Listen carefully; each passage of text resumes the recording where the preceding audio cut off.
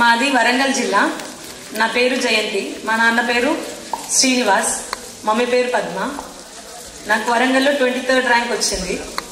అసలు నాకు చాలా హ్యాపీ అనిపించింది. కానీ ఆ ఫీలింగ్ అసలు నిజంగా జాబ్ వచ్చిందా అనే ఫీలింగ్ లో ఉన్నా. ఈవెన్ స్కూల్లో రిజిస్టర్లో సంతకం పెడుతున్నప్పుడు ఆ ఫీలింగ్ వచ్చినప్పుడు కూడా నాకు ఏంటంటే మా డాడీ లేడు పక్కన.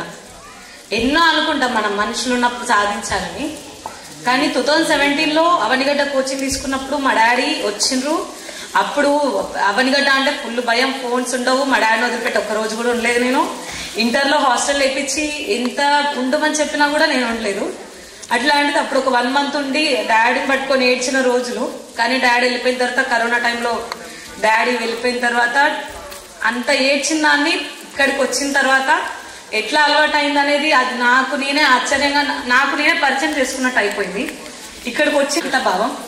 కానీ ఆ టైంలో నాకు ఎల్బీ స్టేడియంలో తీసుకున్నప్పుడు మా నాన్న పక్కన లేడు. కానీ అది మనుషులు ఉన్నప్పుడు సాధించలేమన్న గిఫ్ట్ గా నేను మా నాన్నకి ఇచ్చిన గిఫ్ట్ గా నేను భావిస్తాను. ఇక్కడ ఉన్న వాళ్ళందరికీ చెప్పేది ఏంటంటే, ఎంతసేపు చదువుతున్నాం, ఎన్ని గంటలు చదువుతున్నాం అన్నది కాదు. పక్కన వాళ్ళని చూసి వాళ్ళు చదువుతున్నారని మనం చదవడం కాదు. ఎవరి సామర్థ్యం వాళ్ళకు ఉంటది. కానీ మీరు లో అవ్వద్దు, ఎప్పుడు కూడా తక్కువ అంచనా వేసుకోవద్దు.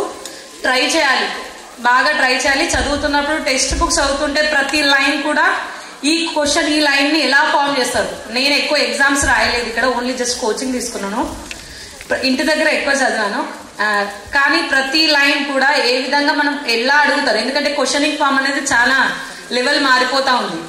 కాబట్టి మనకి మనమే ఒక క్వశ్చన్ ని ఫామ్ చేసుకొని చదవాలి. మీ అందరికి కూడా నా ఒక చిన్న అడ్వైస్ అది. ఆల్ ద బెస్ట్ అందరికి కూడా.